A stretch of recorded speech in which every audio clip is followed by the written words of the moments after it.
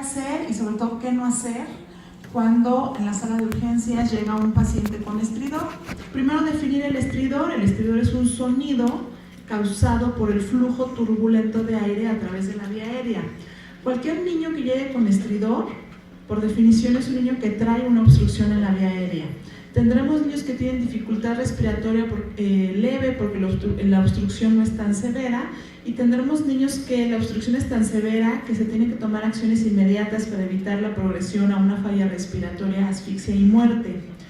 Es importante saber que aunque el paciente no tenga datos severos de obstrucción, cualquier niño que tenga obstrucción de la vía aérea es potencial a complicarse en cuestión de minutos y tenemos que tener las alertas encendidas. A ver si me pueden pasar el video, sobre todo el sonido del estridor.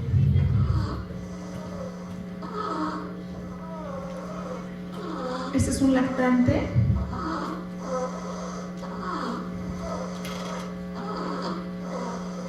Y ese es el famoso estridor con el que pueden llegar los niños. Parte de la valoración que lo vamos a ver ahorita es que aun cuando el estridor sea audible a distancia, si el niño tiene permeabilidad de la vía aérea, hay que tratar de estimularlos lo menos posible porque eso pudiera empeorar como tal el estridor.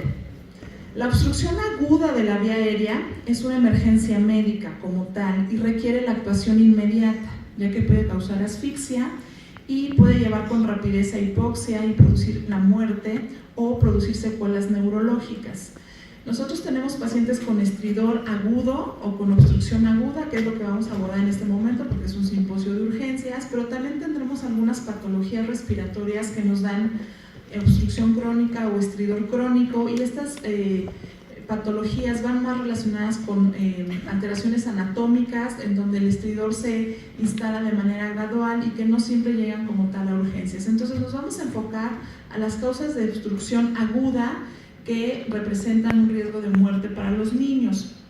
Es importante señalar que en la población pediátrica el foco rojo es para los lactantes, porque un lactante puede desarrollar más fácilmente falla respiratoria u obstrucción total de la vía aérea por cualquiera de las patologías que vamos a mencionar.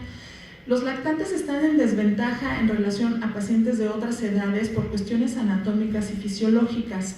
Ellos evidentemente tendrán un diámetro más pequeño de la vía aérea, sobre todo por debajo de la glotis, porque la vía aérea de los lactantes tiene una forma de cono, entonces anatómicamente se va estrechando y evidentemente esto los hace más susceptibles a que se obstruyan más fácilmente. Los tejidos son más laxos, entonces estos pacientes tienen mayor predisposición a edema y el edema a producir obstrucción. Tienen una epiglotis más larga y con poquito que se inflame la epiglotis es suficiente para producir obstrucción. Las estructuras supraglóticas son más grandes, por ejemplo la lengua puede causar per se obstrucción de la vía aérea. Los lactantes también tienen tendencia a colapso dinámico en la vía aérea y tienen una bomba respiratoria menos eficiente. Entonces, cualquier paciente con obstrucción de vía aérea es un paciente potencial a complicarse, pero los lactantes son el foco rojo porque son los que progresan más rápido. Y esto es lo que les decía, esta es la anatomía normal de la tráquea de un paciente adulto, que es un cilindro como tal, y los pequeños, sobre todo los lactantes, más bien es como un cono que por debajo de las cuerdas vocales se estrechan, y obviamente esto es más fácil que se obstruya y nos dé dificultad respiratoria. También anatómicamente los lactantitos tienen una epiglotis en omega y es más laxa y tienen más tendencia este tejido a inflamarse que el tejido en los adultos. Y este es un ejemplo de cómo pequeños grados de edema, ya sea por una infección respiratoria, que es lo más común, pequeños grados de edema te pueden llevar a una obstrucción severa en pacientes pequeños. Esta es la vía aérea normal de un niño, esta es la vía aérea normal de un adulto. Y si el adulto tiene 1 milímetro de edema en su vía aérea, nos va a obstruir la luz aproximadamente el 35%. Pero un niño con ese mismo milímetro de edema nos puede obstruir la luz hasta el 64%. Entonces, con pequeños grados de edema es suficiente para que el niño presente obstrucción y estridor. ¿Qué vamos a hacer cuando llegue el paciente a urgencias? Pues bueno, una evaluación rápida y bueno, algunos tips. Si el paciente tiene un estridor inspiratorio, generalmente nos habla de una obstrucción extratorácica, específicamente de vía aérea superior. Si el paciente tiene un estridor expiratorio, generalmente la obstrucción es intratorácica, y si hay un estridor bifásico, pues pensaremos en una obstrucción fija intra o extratorácica. Lo primero que tenemos que hacer cuando el niño llega a urgencias con estridor no es tener el diagnóstico de inmediato. Lo primero que tenemos que hacer es valorar la vía aérea, ver qué tanta obstrucción tiene y qué tan rápido debemos actuar sobre esa vía aérea. Si el paciente llega con datos de dificultad respiratoria leve y estridor leve, lo único que tenemos que hacer es aportar oxígeno.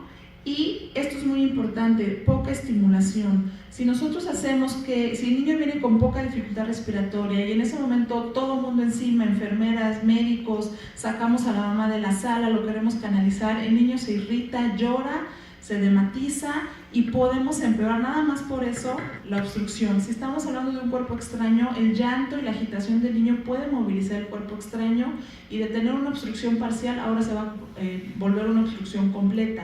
Entonces hay que tratar de estimular lo menos que se pueda a estos niños. Si estos niños están con una respiración espontánea relativamente eficiente, no hay que movilizarlos, no hay que estimularlos y dejar siempre a la mamá junto al niño para que el niño se irrite menos.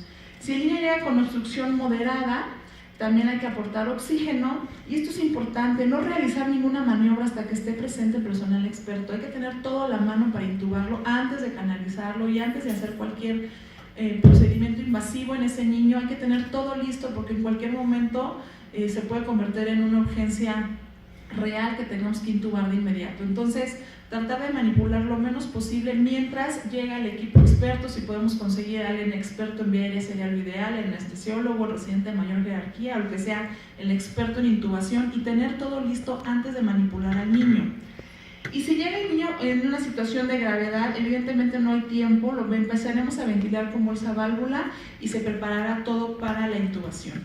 Sabemos que en general que en muchos hospitales son hospital escuela y casi siempre cuando hay que intubar a un paciente, pues primero lo intenta el R1 y ya se está aguantando el R2, pues si falla, pues entonces intenta el R2 y si no, pues vendrá el R3 y si no, se van haciendo como muchos intentos y eso se hace en todos los hospitales escuela. Específicamente en el niño con estridor no podemos hacer eso. El primer intento lo tiene que realizar la persona más experimentada que en ese momento esté disponible, porque intentos repetidos de intubación en un niño con estridor puede provocar obstrucción total de la vía aérea y entonces sí llevar al paciente a paro cardiorrespiratorio. Entonces importante es que en estridor no podemos estar haciendo intentos por intubarlo.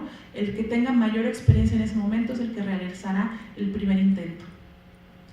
Entonces, el manejo inicial del niño con estridor, insisto, no es dar el diagnóstico, el manejo inicial es valorar vía aérea y la valoración tiene que ser rápida, pero sobre todo adecuada, no estimular de más, no provocar obstrucción completa cuando era una obstrucción parcial, porque los errores pueden complicar la condición clínica y a lo mejor el niño no llegó tan grave, pero por hacer todos estos intentos y canalizarlo y sacar a la mamá y movilizarlo y termina complicándose la situación.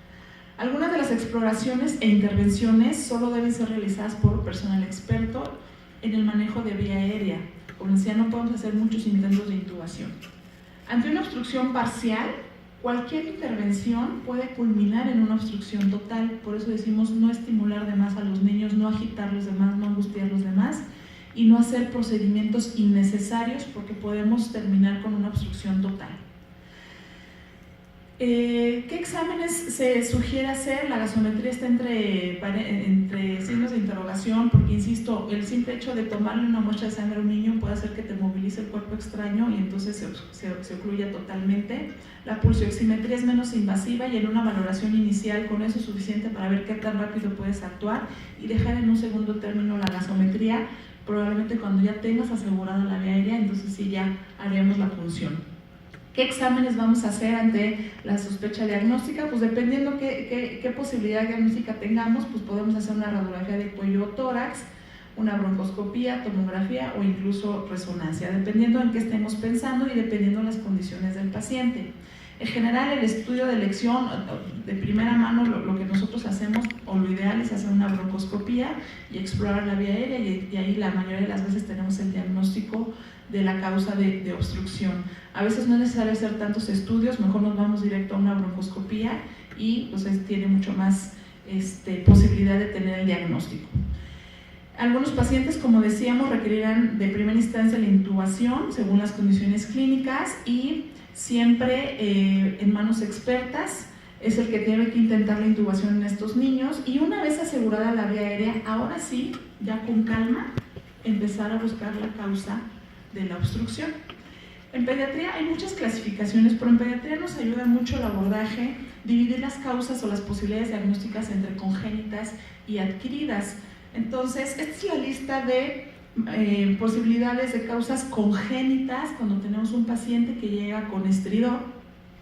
Pongo en rojo la laringomalacia porque es la causa más común de estridor en población pediátrica, pero de causas congénitas pues tenemos muchas otras: parálisis cordal, estenosis subglótica congénita, hemangiomas, anillos vasculares, fístulas traqueoesofágicas o malformaciones craneofaciales.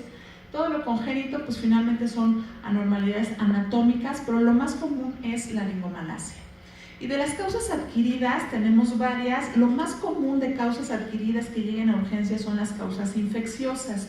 De las causas infecciosas, nuevamente en rojo, lo más común, que es croup, pero también puede haber epiglotitis, traqueitis, papilomatosis laringea y abscesos. Estas son las causas infecciosas por las que un niño puede llegar con estridor a urgencias. Cuerpo extraño, que también es de las causas más comunes en pediatría, que ya se habló de ello. Y de las, también a causas adquiridas, pues podemos tener lesión de cuerdas vocales, sobre todo los niños que tienen antecedente de intubación por alguna otra patología, estenosis posintubación, edema angioneurótico o incluso masas mediastinales que hagan compresión de la vía aérea. Entonces, separar entre causas congénitas y adquiridas ayuda como un abordaje inicial. ¿Y en qué niños vamos a pensar que la principal posibilidad es algo congénito y en quiénes vamos a pensar que la principal posibilidad es algo adquirido? Según por el grupo de edad, si nosotros tenemos un prematuro que llega con estridor, lo más probable es que sea una causa adquirida por intubación. La mayoría de los pacientes prematuros se intuban en algún momento, algunos duran pocos días, algunos duran muchas semanas. Y un prematuro con estridor, lo primero que hay que pensar es que tiene estenosis post-intubación. A diferencia de un recién nacido de término que no tuvo problemas respiratorios al nacimiento, que nunca ha sido intubado y sin embargo llega con estridor, en estos niños lo primero que tenemos que pensar es en las causas congénitas. Ya les mostré la lista de las posibilidades congénitas, y de las congénitas la primera posibilidad, la laringomalacia. De 1 a 3 años, la primera posibilidad son causas adquiridas, y de las causas adquiridas lo más común es que sean causas infecciosas. En segundo lugar, todavía podemos tener el debut de manifestaciones de patologías congénitas, y en tercer lugar, la aspiración del cuerpo extraño. Y si el niño tiene mayor edad, más de 3 años, siguen siendo las causas infecciosas la primera posibilidad, pero ya el cuerpo extraño se va al segundo lugar como probabilidad de causa del estridor, y ya es muy raro que el estridor por alguna causa congénita debute en un paciente mayor de 3 años, entonces ya esa posibilidad es poca. Entonces, viendo el grupo etario, podemos más o menos enfocar la posibilidad diagnóstica entre congénita y adquirida. Me pueden regalar un clic en el video. De las congénitas solo voy a hablar de la laringomalacia, que es la más común. Este es un video de un paciente que se valora aquí en el instituto, y lo que les quiero mostrar es que la laringomalacia puede ser tan severa como la que se muestra aquí, en donde con cada respiración hay un colapso total de la vía aérea, y evidentemente este niño va a llegar con estridor. La laringomalacia es una inmadurez congénita de los cartílagos de la laringe. En general es una patología benigna. Son raros los casos que vemos como el del video, en donde hay un colapso absoluto y entonces el paciente llega en malas condiciones por este colapso de los cartílagos de la laringe. Nos va a dar característicamente un estridor inspiratorio, y una característica para pensar que ese niño lo que tiene es una laringomalacia es que ese estridor se exacerba al llanto o a la alimentación, y que varía con la posición. Si ponen al niño boca abajo, disminuye mucho el estridor. Entonces hay que hacer a veces la maniobra para ver si baja la intensidad del estridor, y eso nos habla como posibilidad de una laringomalacia. En general a la laringomalacia no se le hace absolutamente nada. Lo único que hay que esperar es que el niño crezca, madure en los cartílagos, sean menos flácidos y se colapsen menos, y en general la mayoría de los pacientes resuelven entre los 18 y los 24 meses de edad. El asunto es que mientras esperas a que maduren los cartílagos y se colapse menos, pues se le pueden atravesar algunas infecciones virales, y un poquito de edema en un niño con laringomalacia lo puede llevar a la sala de urgencias por obstrucción. Entonces lo que hay que tratar es el proceso inflamatorio, el proceso infeccioso, y esperar a que los cartílagos maduren. Y si tenemos una laringomalacia severa como la que se les mostró en el video, pues entonces sí se tiene que hacer alguna intervención quirúrgica para liberar un poco de obstrucción. Como les mencionaba, ya en los preescolares, en los lactantes y los preescolares, la causa de estridor más común en la sala de urgencias son causas infecciosas y la número 1 es el croup. El croup, las características es que es una tos traqueal, afonía, estridor y dificultad respiratoria, la obstrucción es en su glotis y el rango de edad más común es entre los 3 meses y los 6 años, esa es la edad del croup. Y es una infección viral, lo más común es que sea por parainfluenza 1 y 3 y en algunos casos por adenovirus. No es necesario hacer exámenes complementarios, el croup, el diagnóstico es clínico, pero bueno, una posibilidad es hacer una radiografía y este es el signo radiológico de punta del lápiz, donde aquí se ve la estrechez y se ve cómo la columna aérea de la tráquea termina como en una punta y ese es un dato, pero realmente no se necesitan estudios complementarios para diagnosticar un croup. El tratamiento es darle oxígeno, darle nebulizaciones con epinefrina para disminuir el edema y liberar un poco de obstrucción y se les puede dar también una dosis única de dexametasona o metilprednisolona y prednisolona para disminuir el edema y que el proceso viral resuelva en el tiempo que tiene que resolver y no utilizamos antibióticos. Otra causa infecciosa, traqueitis bacteriana, también se le conoce como croup pseudomembranoso o laringitis pseudomembranosa, entre los 4 meses y los 6 años. Y esta es la etiología más común. Hemófilos influenza con la vacunación realmente ya no es tan común en los casos de traqueitis y están ya tomando el primer lugar más estafilococo y estreptococo neumonía. Estos pacientes con traqueitis vienen con fiebre elevada, signos de toxicidad, se ven muy tóxicos y son pacientes que no responden a adrenalina. Están también dentro del rango de croup, entonces si tienes un paciente y la primera posibilidad es croup y lo nebulizas con adrenalina y no mejora, hay que pensar en otra posibilidad diagnóstica y muchos pacientes requieren intubación. Eso nos sucedió apenas hace unos meses, tuvimos un niño de 5 años que llegó con estridor. Esta es una foto que, bueno, todas las fotos son cortesía de la doctora Rosángela del Razo, que me prestó los casos.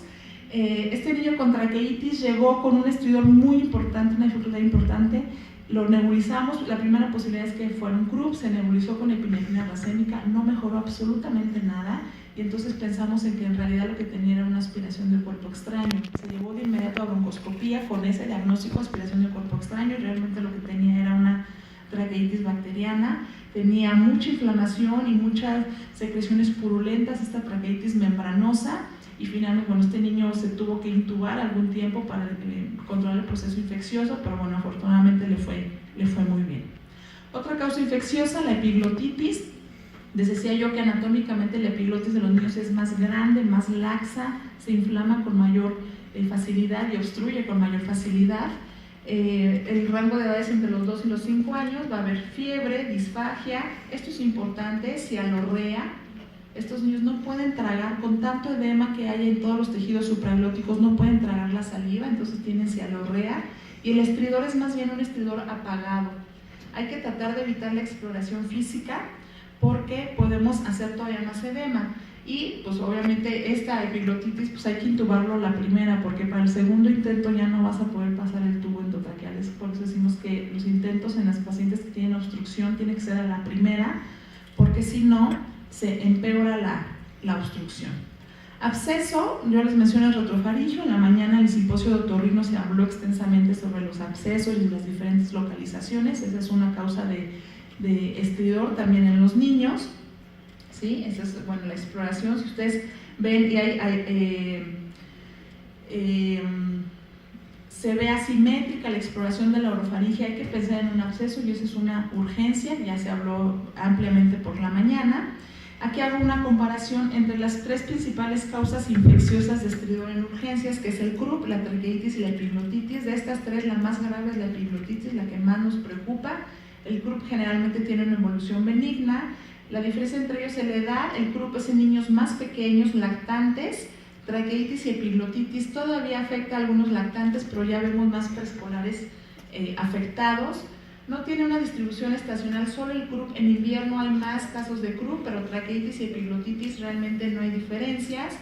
Croup 100% viral, jamás den antibióticos para un croup.